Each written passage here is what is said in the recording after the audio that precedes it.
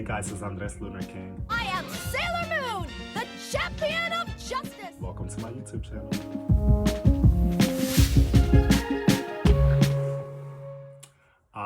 The video might look a little different because I'm trying different angles. So this is kind of like vertical.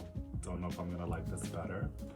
But I'm gonna read a poem today off of my latest book, Isolated Per Usual.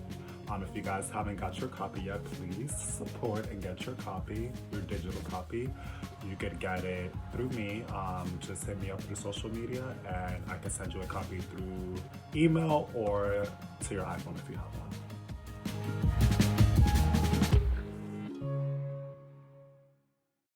The poem that I chose to read today, it's very sultry, very sexy, just to warn you guys. I fell into the sweet abyss. I tasted and savored your nectar. You've been diving deep since day one. I've tried to control my emotions per usual. You tell me to let go. I'm only human. To feel, I'm not a robot. I will succumb to my feelings. I want to be raw. Pure like the raindrops that fell on us the morning after I spent the night for the first time. You've fallen into the sweet abyss. You've tasted and savored my nectar. I've been swimming because I've been too afraid to dive in. But now I'm ready. I'm ready to dive into the deepest corners of your soul. I want to feel every fiber of you being until we become one. I know we've had encounters in another lifetime. This feels too familiar, too safe, too real to ever let go. I love you. I didn't expect to. I didn't want to admit it, but it happened and I'm happy. I'm grateful. I'm excited. All I want to do is make you feel happy, secure, and wanted. Like a wolf howling at the moon. I hope to forever intertwine and be part of your magical world. I would love to kiss you under a starry night. Let's continue to embrace each other. We fell and continue to fall into the sweet abyss, hard and steady. So I wrote this poem basically about me and my boyfriend. That was probably like, I think we've only kind of been like dating for about a month. And when I met him, it was an instant connection. Well, when I met him the second time. So I originally met my boyfriend through my best friend San Bernardus, who was mentioned in my first video. And we met him at this bar here that's called Taboo, which is a gay bar. And he introduced me to him or whatever, and it was like very short and brief. And I was initially, me and San Bernardus, we were initially attracted to his best friend Dom.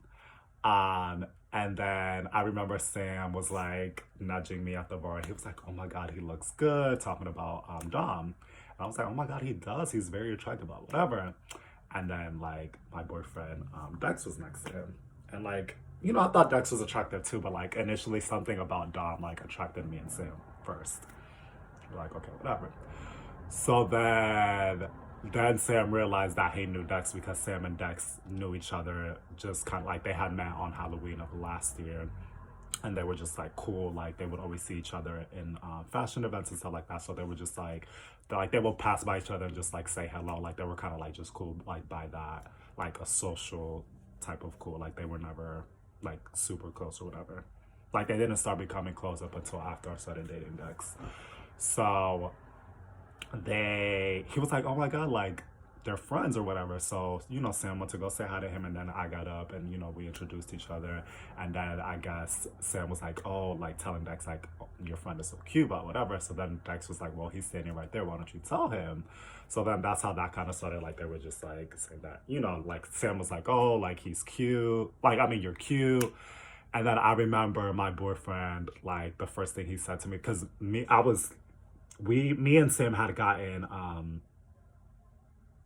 like some type of, I think it was oxtails and rice or whatever, and we were gonna go watch a scary movie. So we were tired. We were just like, oh, like we're ready to go. We're hungry and we want to go watch a scary movie. So then I remember the first thing Dex said to me, my boyfriend, he was like, you don't even look like the type that you like scary movies. And I was like, I really don't. That's actually a secret that I never told anybody. I really don't like scary movies, but there's something about them that intrigue me. And I'm kind of like a masochist and I put myself through the fear.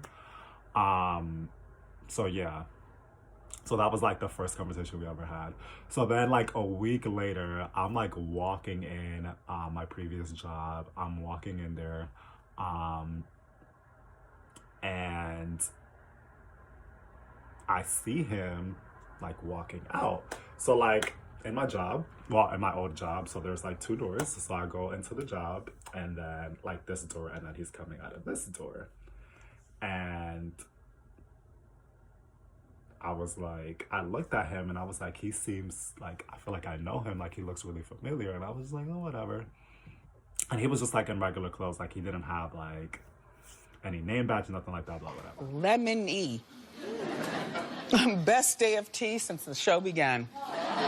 So then I go to the back to clock in and then I go to the stock room and then he comes in like to the stock room and then I was like, in my head I'm like, oh my god, like I know him, this is the guy that I just saw here, like, and now he's here. But like I didn't know that he worked here because he didn't have a name badge or whatever, but I guess he like left out the building. Usually like when you leave the building from that place, like you're supposed to take your, you know, your lanyard and your name badge off. So I like, you know, he introduced himself, I introduced myself, and then I was like, you know, he said his name was Bryce. And I was like, okay. And I was like, you look really familiar. But I knew exactly where I knew him from. Like, it clicked, and I was like, this is Dex from the bar. Like, this is Sam's, you know, like, this is the guy that Sam is cool with, and then his friend Dom, the one that we thought was cute or whatever. But I didn't want to say that in front of, because one of our other coworkers was there. I didn't want to say that in front of her because, like, I didn't want, like, I don't know him like that, and I don't know if, like, he's out, like, you know, I just didn't want to put his business out there. So he was just like, oh, like, don't, ooh, I'm scared now, like, I wonder where you know me from. And I was like, oh, no, it's not nothing bad or whatever. So then he was, like, my department manager. He ended up being my department manager. So then we're working in a department, in the men's department, and then he's just like, I was like, he was like, so where do you know me from? And I was like, you were the guy from the bar, like, you know my friend Sam, and like I met your friend. And he was like, oh yeah, oh my god, like whatever. And I was like, but so your name is not Dex? And he was like, no, my name is Bryce, but that Dex is just like my nickname. And I was like, oh, okay, cool. So he got that nickname from one of his favorite movies called Love and Basketball or whatever. So yeah, so that's how I met my boyfriend. He sure is cute. And ever since that day that we worked together, like it's been nothing but like laughs and like we just clicked. Like it was just like an initial like attraction. Like, and like I've stated in previous videos, like me and my boyfriend, we're not each other's like physical type, but it was just something spiritual and it was something like personality wise that attracted us to each other. And then like obviously we're both attractive, and then that's when that started playing a part. Like we started finding each other more attractive, but it was just like an initial like spark, and a spiritual spark as well, because we share a lot of spiritual beliefs. So yeah, so basically I wrote that poem because like I said, it was just like an instant connection, and you know, it ties into like our sexuality as well. To be honest, I want to pounce on my man every time that I see him. So that's why I wrote the poem too. It's just like we just have like this deep like connection. It's just like an automatic like magnetism towards each other. And that's what basically the poem is about. It's just like also like the part where I'm stating like I'm not a robot and like human. Like I remember the beginning of a relationship, like I was very I'm not gonna say stoic, but like I held a lot of things back and like I wasn't myself all the time. And that's just my defense mechanism, especially with guys that I'm interested in. Unfortunately, it's like an automatic like, oh, I'm not gonna reveal myself, or I'm not gonna show myself too much because like my subconscious is already telling me like you're not gonna last, because that's kind of what I've always dealt with is like guys never last in my life. Like it's always like either a fling or like a situationship.